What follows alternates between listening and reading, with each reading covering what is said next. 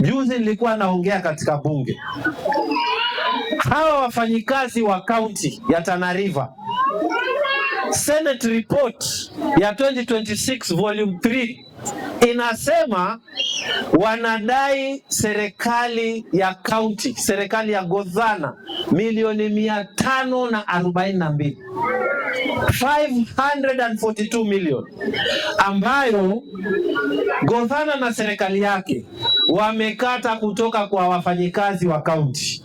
Hawa dada zenu na ndugu zenu na wababa zenu wanafanya huko, wamekatiwa ili hiyo pesa iende kwa pension. Lakini hiyo pesa haikuenda kwa pension, wamekatiwa mishahara yao, kisha hiyo pesa imepotea hapa katikati. Watu hawapati pension yao.